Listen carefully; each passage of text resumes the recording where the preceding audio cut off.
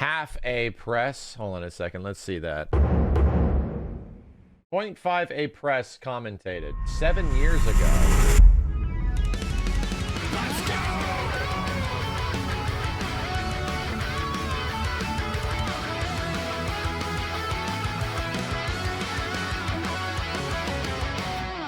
In this video, I'll be explaining exactly what I do to collect Watch for Rolling Rocks in 0.5 A presses. How many A presses does it take to get there?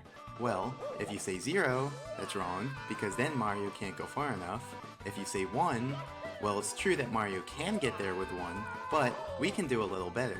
We start the level already holding A, and then we use that A press to reach the platform. Now, hold on. I know what you're thinking. Negative An edge? A press is an A press. You can't say it's Yeah, he's talking about negative edge. Depending on how the game registers negative edge, it could be weird. This is literally like half of the tech in Marvel vs. Capcom 2. When you select Psylocke as a fucking assist, you keep the button held down, and then as soon as the match starts, on frame 1, you can call her out by keeping the button held down and then letting it go as soon as the match starts. An A press actually has 3 parts to it. When A is pressed, when A is held, and when A is released. And together, this forms one complete A press. Usually, it's the pressing that's useful, because that's the only part that makes Mario jump. Right, but he's going to conclude that if you load the game already with the button held, the reverse input, which is the negative edge of an input, which has been a fighting game thing since Street Fighter fucking 2. I'll just show you an example. I don't know if this is exactly what he's going to describe. When you do a motion, right, and then you press the button in old Street Fighter games, you can keep this button held down. Then you do the motion, and you let go of the button, and that actually counts as an input as well. We use that in old Street Fighter games to do pianoing, right? So if you want to get frame 1 DPs, you piano and then let go of the buttons immediately, and it gives you technically 6 fucking chances to get a reversal DP. Sometimes it's sufficient to just use the holding part, which allows Mario to do little kicks, to swim in water, to fall slowly while twirling, and to fall slowly with the wing cap. We merely need to hold A to reach the cannon platform, we need to press A to launch from the first cannon, and we need to press A again to launch from the second cannon. But in a full game A button challenge run, there are other A presses that occur earlier in the run, such as this A press needed to get into the course. If we take that A press into consideration as well, then how many A presses would it take? It's so weird that this shit is like around the fact that a challenge run around you not pressing jump, around a limited amount of jumps. The naive answer would be 4, 1 to enter the course, and the 3 within the course that we established earlier. However, we can do better. To capture this phenomenon, we call it 2.5 A presses. On a single star basis, you'd round that up to 3, but in a full game run, you'd round it down to 2. Since that first A press counts in some contexts, but adds no additional A presses in other contexts, we refer to it as a half A press. Okay, glad that's explained. Now, what am I doing in the video? Here, I'm using a trick called Scuttlebug Transportation. You see, like most enemies, Scuttlebugs have a home, and they'll patrol a certain radius around that point. If Mario enters that radius, they'll lunge at him to attack. But, unlike most other enemies, a Scuttlebug's home can change positions, because if a Scuttlebug bumps into Mario, the Scuttlebug's home will update to where the Scuttlebug was when the collision occurred. So, by strategic note that we can't actually transport a Scuttlebug to outside of its native room. They actually get stuck at the door. So, if your dream was to bring all the Scuttlebugs together for one big jamboree, I'm sorry, but it's not gonna happen. It's pretty weird if you've never seen it before. They also don't get hit by the boulders. Sure they did it so that if a Scuttlebug jumps into a hole, it wouldn't just walk around down there. Anyway, I'm transporting the Scuttlebug to the corner right below the Watch for Rolling Rock star, because next I do a trick called Scuttlebug raising, and here's how it works. On the left, I show a bird's eye view of the scene, and on the right, I show a view from the side. Now, when Mario leaves the Rolling Rocks room, the Scuttlebug deactivates. That's because the room, and everything in it, are only active when Mario's in the room, or standing in a small region right outside the door, indicated here in yellow. Conveniently, this allows us to raise the Scuttlebug by performing the following steps. Activate a lunge while the Scuttlebug is deactivated, reactivate the Scuttlebug just for the upwards portion of its trajectory, and then repeat. As simple as that. This causes the Scuttlebug to effectively travel straight up above its home. But alternatively, I could have activated the Scuttlebug while inside of its radius, and in that case, the Scuttlebug So would always lunge the towards goal Mario is to instead. get the bug into the room by having it clip through the wall at some point. It's essentially getting the bug to go up the y-axis to drop into the room, I'm assuming, towards its home. without even So knowing. it would actually make its way towards the door and then travel So that it can straight up still from there. use it That method's actually a little faster in this other because we room. wouldn't have- I guess that would be the Scuttlebug to be z-axis, right yeah. next to that corner. The top of that corner has a special property which we call a misalignment. Basically, in the game's code, there's a discrepancy between the way the game handles collision checking with floors versus walls. This results in a 1x1 unit area where now it's time to build up some speed. And I mean a lot of speed. So to get that speed, we're going to use a trick called hyperspeed walking. And here's how it works. If you try running uphill on them, you'll end up running backwards at an increasing speed with no upper bound. But in most circumstances, if there's a wall perpendicular to the slope, then we can use that. That allows Mario to build up quite a bit of speed before he breaks through. However, if the walls are really just rectangles that push Mario out perpendicularly. So if we have Mario move backwards into the ceiling, the game will choose not to move him, so we're free to build up speed in place. But unlike the ceiling, out of bounds goes on forever. So now I do just that. Open the gate, use the ceiling of the gate to build up some speed, and then redirect my angle out of bounds to build up the rest. Now, you're probably wondering what I'm gonna need all this speed for. After all, I do build up speed for 12 hours. But to answer that, we need to talk about parallel universes. And if you thought my other tangents were complicated, just you wait. I'm afraid we need to use math.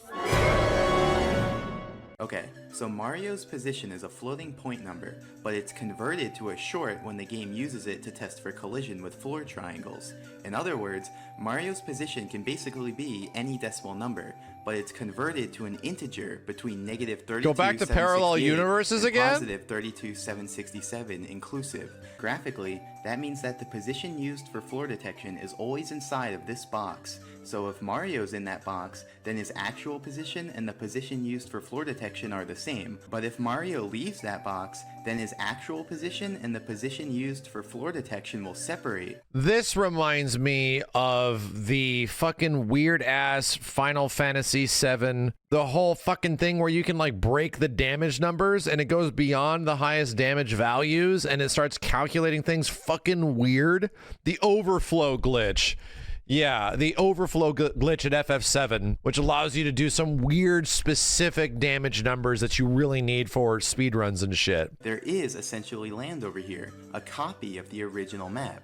And this is what we call a parallel universe. Here is a to-scale diagram of the PU grid. As you can see, the PUs are actually pretty far apart, but I'll be taking some creative liberties and drawing them close. Yeah, I know about, I've seen that crazy shit with Super Mario World where you can literally reprogram how the game works just through inputs. No fucking joke. Reprogram the functionality of the game through code execution just through playing the goddamn game, which is insane. Furthermore, the N64 console will actually crash if you go to a PU and let the camera follow you. But luckily, we can avoid that crash by fixing the camera in place on the original map before leaving it. You can travel to a PU if you have enough speed, but it's not as simple as you might think. If you have just enough speed to reach the PU one over, it won't actually work. That's because the game actually checks if Mario is above land at each quarter step of his movement. That means the simplest PU movement is moving over 4 PUs at once. This is starting to get so bloated of just ridiculous bullshit on top of ridiculous bullshit. For simplicity, we call this quadruple PU distance 1 QPU. Look how fast Mario moves at 31 speed on this flat slope, and now compare it to how fast he moves at the same speed on this steeper slope. And this portion depends on the slope of the ground. The steeper the slope, the smaller this portion is. So if we want to move 1 QPU, it's not sufficient to have QPU speed. We need QPU de facto speed, which often means our actual speed will need to be greater than 1 QPU to compensate. And the speed needed to do this is called the sinking speed. So in this diagram, the blue arrow... It's like, to me, this is getting so like ludicrous and beyond ridiculous. What were we even doing? Wait a minute, what was this even for again? All right, so we don't have to press that A button that much. Okay. What I'm showing here is just the lowest, or first sinking speed, aka the speed to move exactly 1 QPU. If we increase our speed, eventually our de facto speed would sync up again when it covers a distance of 2 QPU, and so we'd be able to move at that speed, which is 2 times as fast as before. For example, in the video where I do PU movement to reach the secret aquarium, I had to traverse several different slopes. Here is a graph showing the sinking speeds for each of these slopes, and so these are the speeds I need in order to have PU movement while standing on each of these slopes. Now keep in mind that I can only build up speed while I'm on the hyperspeed walking slope. Once I leave it, I can't generate any more speed, so my speed will only decrease from there. So to successfully perform this PU route, This man I'd better could have be a generated doctor. enough speed to meet each slope's sinking speed in turn. For example, let's... Instead, he's playing Mario 64. This man could be a doctor. At some point in our lives, people are going to receive the Nobel Prize for Mario 64 speedrunning. This dude must have smoked that shit they found on Dune or something like that, right? That's what's going on. They huffed the sweet spice, and instead of using it to solve the mysteries of the fucking universe and space-time to travel from planet to planet, this bitch was like, dude, look what I can do with Mario 64. Look what I can fucking do in Mario 64. Well, so now let's factor in each slope's second sinking speed as well. These speeds allow Mario to move 2 QPU at once instead of 1. However, which sinking speed we need to reach initially is kind of a big deal, because reaching that first sinking speed takes about 12 hours, and reaching that second sinking speed takes about 25 hours. So if there's a way to use a lower sinking speed initially, then that's a 12-hour save. So this is the graph of the sinking speeds of these slopes. Unfortunately, it was much more complicated than I with assumed. the path up from the lake. That area is actually made up of dozens of floor triangles that each have different slopes. But that didn't stop me. I isolated 6 triangles, which I named T1 through T6. These triangles have strictly decreasing steepnesses, so we can meet each of their sinking speeds in turn.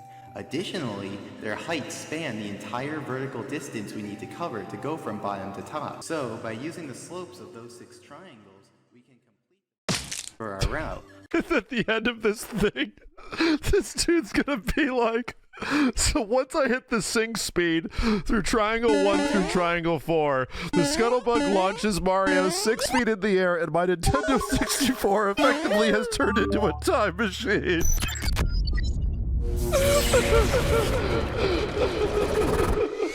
I'm now 48 years in the past talking to you in the YouTube video. Allowing us to utilize the first sinking speed of that initial slope, so building up speed only takes 12 hours instead of 25. I just wanted to play a Mario 64 for the first time, man. Based off what I've I'm stuck in the prehistoric era. Get me the fuck out. Help me. Separately, Oh god, it's if still you change fucking slopes going, during a dude. quarter step, your de facto speed will Jesus change, Christ. and you'll alter the distance of the next quarter step. And so most likely, it will no longer sync up with a PU, and you'll end up Still stopping on the new going. slope. Finally, for simplicity, There's a set of still PUs 5 that are minutes. multiples of 4 away, we call the QPU grid.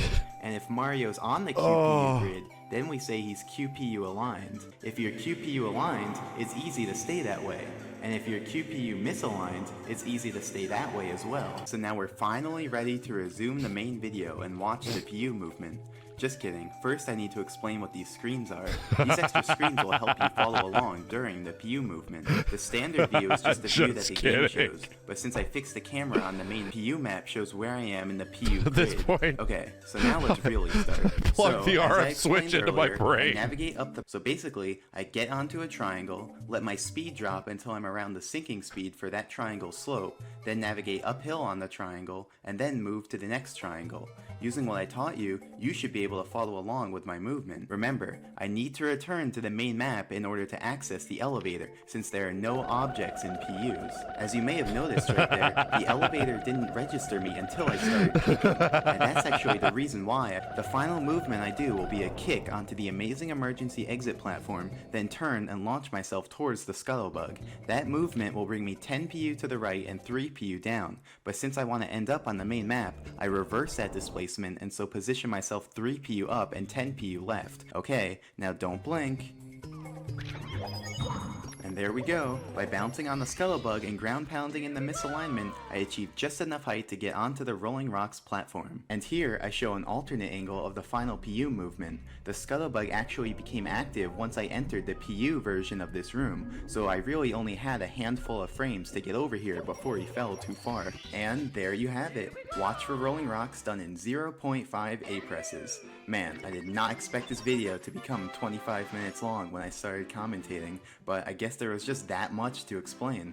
Hopefully, you were able to follow along with my explanations and visuals, learn something new, and had an enjoyable experience. So, thanks for watching.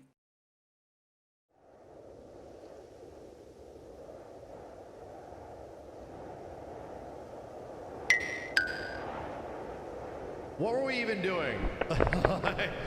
Wait a minute, what was this even for again? Let's watch it again.